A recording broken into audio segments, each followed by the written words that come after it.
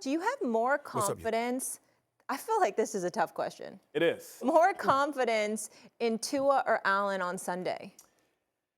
For me, I'm gonna go with Tua Tagovailoa. And I understand that the Miami Dolphins went up to Buffalo and took a hot L, right? They got beat 48-20. But it's hard to beat good teams twice.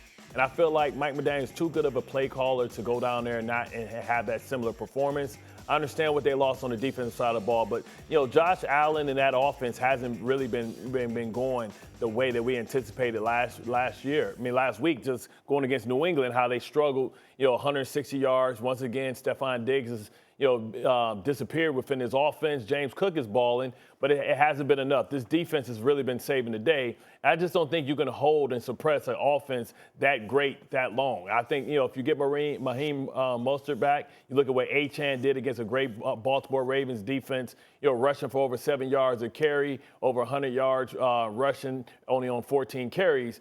I think, Tua Tagovailoa in his house, in his element, I have to take the home team when all things are equal. And I always have to take the team that lost and got embarrassed the first time, simply because the team that lost has to go back and analyze everything that contributed to the loss. The team that won is still fat, thinking that they got it figured out, when they're going to have to adjust to what the adjustments that Miami has made in the second matchup. Well, I would say, Bart, all things are not equal, and you do not have to pick the home team. Okay. To me, I have the most confidence in Josh Allen for 3 reasons. Number one, he's a better quarterback. Number two, we already saw this movie earlier in the season, and the Bills obliterated them. I understand they division rivals, so it's hard to beat a team twice in the same season. However, at the worst possible time, the Miami Dolphins are now trying to game plan without several key defensive players. Okay. And you mentioned Raheem Mostert being a key cog, yes, but the man is dealing with knee, ankle injuries. We got Jalen Waddle still dealing with injuries.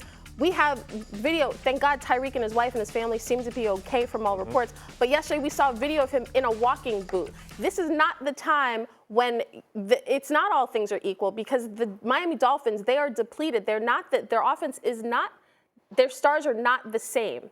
They are dealing with injuries, whereas you look at teams like the Browns, the Bills, the Ravens, teams that have suffered catastrophic injuries on their offense, on their roster, and have figured out all season how to make up for it with their depth. This is not the time that, as great a coach as Mike McDaniel is, it is not equal this time. This team, okay. Go ahead, Bart. Go ahead. This team played without Jalen Ramsey for the most of the season. They're also going to get Xavier Howard back eventually as well.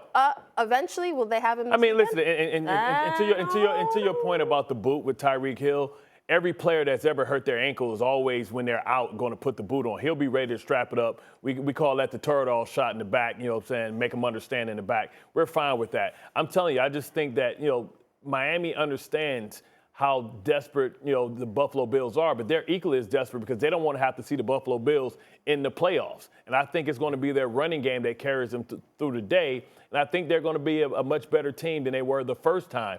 It always happens like that. When I say all things been equal, I'm talking about talent, roster, construction, coaching matchups. All things are equal. It's hard to beat a team that's equally as talented as you and equally as well coached as you twice.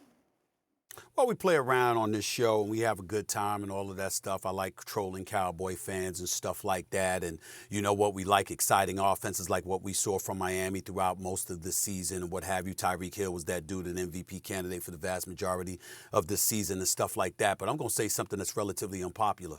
I'm hoping the Dolphins get their ass kicked. I'm sick of them.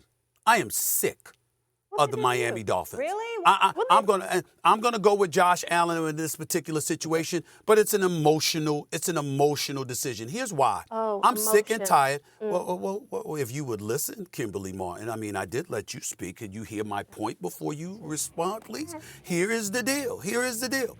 I am sick and tired of the Dolphins going on the road and building up everybody's hope only to wet the bed. I'm sick of them.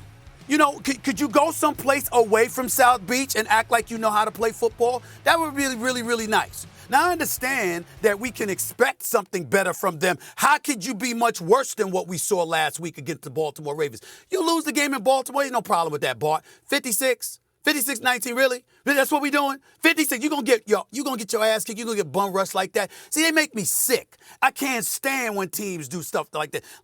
You show up, you look all otherworldly. We're looking at you and we're reminiscing about the days where the greatest show on turf with Marshall Faulk and Kurt Warner and those brothers were in St. Louis and stuff like that. And then we come to this and we see Tyreek Hill and Tua Tagovailoa and Jalen Waddle and all the monster running the football. We see that Mike McDaniels, the boy wonder, and all of this other stuff. And then they get away from South Beach. And what happens? They get beat down in Buffalo. Wasn't close. 48-20 got bum rushed. You lose in Philadelphia. Tyreek Hill, he drops a touchdown pass, okay? What happens last week? He drops another touchdown pass, okay? They get beat down. You go to Philadelphia. They lost that game. He dropped the pass. You're just looking at it and you're saying, damn, really, y'all, this is what it is? You know what that makes me think about? Did you really win those games when you were at home in Miami? Or was it the fact that it was in Miami, so brothers arrived the night before and were a bit distracted and wasn't as focused as they needed to be? And that's why you beat them on your home turf. Because I don't understand how the Miami Dolphins look the way that they look when they get away from Miami, but when they're in Miami, it's a complete metamorphosis that kicks in, and you see an entirely different team. I'm sick of them, and I don't like teams like that being in a position where you get to lean on your home turf in order to win football games. Show that you could go somewhere else and do it. That's what I'm hoping for. I'm hoping that Miami loses. They end up being a road team in the playoffs, and they got to go through adversity like everybody else instead of living off the comforts of their confines and finding a way to beat teams that way. I know that Buffalo is going to either win or lose, but it ain't going to have anything to do with them being on a road or at home. It's just going to be whether or not they show up or not. What do you make of what Parsons had to say? Nothing. Nothing at all. Really? Look, Nothing at all. Look, here's the deal. The brother's got 13 sacks. He had 13 his rookie year, 13 and a half his second year. He's one more sack away from a career high. We know what a study is, named to his third consecutive Pro Bowl. Congratulations to him. We know who this brother is, what he brings to the table, and he's 1,000% right. It's beyond that point. We hear it enough about the Cowboys and the learning curve and all of this other stuff. This is America's team. You got to show up and you got to do something, and the reality is I expect them to. First of all, you're going against Sam Howell. Let's get that out the way. Secondly, the brother has been, well, I'm just saying, Sam Howell. That's all I said. Say that is his name, last time I checked. Secondly, and more importantly, he's been sacked an NFL high 61 times this year. Yeah. What do you think Micah Parsons and the Cowboys are going to do to him? Thirdly, you got a division crown on the line, okay? And basically securing the number 2 slot in the NFC, which means the road to the Super Bowl comes through Dallas with the exception of you having to go up against the San Francisco 49ers. And so to me, with all of that at stake, I don't care if it's Ron Rivera's last game as the head coach of the franchise and all of this stuff. God bless him, wishing him nothing but the best and good health, by the way.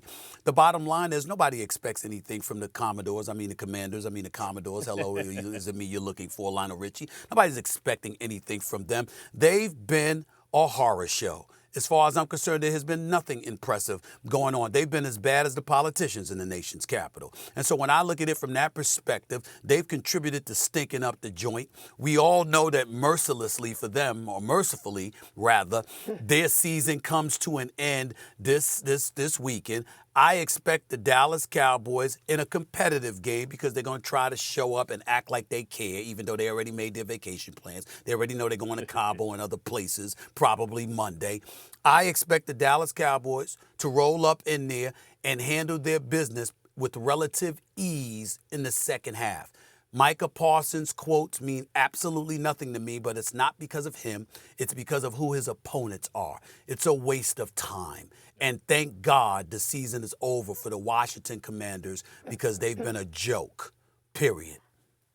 I understand why Micah Parsons is frustrated. I think Micah Parsons feels like all the stuff from the past, all the narratives about the Cowboys have no reflection on me. But here's the reality. When we watch the Cowboys, when they have a good team, in those critical moments, do they show up? Do they seize that moment? Oftentimes, no. But this year, I hope this year is different. You know why? because it will signal Dak is playing the best of his career. CeeDee Lamb is balling out. Good luck trying to pay this man. Like Micah Parsons, one of the best defensive players in the game. And the Cowboys have got to take advantage of the fact that the Eagles, these Eagles, I don't know what to make of these Eagles. They're a good team, but they are vulnerable right now. And I understand San Francisco smacked the Cowboys early in the season, but that game almost switched the Cowboys season. The Cowboys are a different team now. The problem is the question we still have about the Cowboys is against good teams on the road, can you do it? Can you take care of business? They have got to win this game. And I feel like now we're setting them up. The more we talk about them, like they can't lose this game. How could they lose this game? Against the Commodores, how could they lose this game?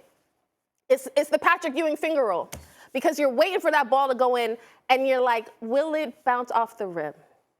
And that is my fear. I think they will win, but if we were sitting here on Monday talking about if they lose this game, would it shock me? Would I really be shocked? Unfortunately, no. I mean, last week we watched the Arizona Cardinals go and beat the then number 2 seed, but what Micah Parsons is saying has nothing to do with this week. He's setting the tone for the playoffs, right? Because like when I got here and it was the same old Jet stuff where it was like, hey, I was in Baltimore. It's not on my watch. It has absolutely nothing to do with me. Don't try and put that stench on me. But he's having to wear it because this is his 3rd season and he's witnessed it firsthand. So if he wants it to change, he has to change it, right? He has to be special. Like this is a time in the NFC where it is no Aaron Rodgers, right? It is no baddest man on the planet. You know, Matthew Stafford is probably the biggest name that he has to go against. He has to beat a Purdy. He has to beat maybe Jordan Love. He has to beat Jared Goff, right? And if Dak Prescott can't beat these guys, then when is he going to take his place, so to speak, right? As a upper echelon quarterback, not a glorified game manager, right? This is the time for this to happen, right? The problem is, or the issue is, like when you look at, what number 2 means, number 2 means that they won't play Tampa Bay. Tampa Bay will be played by the Philadelphia Eagles, even though it's on the road, that may be an easier matchup for a first round. We'll see if they can stand up, if they have to see, the Detroit Lions, which is not probable, but maybe they might have to see, another squad come in there that's a better matchup than the Tampa Bay Buccaneers. And then the questions will start, and they have to answer those questions. We can't.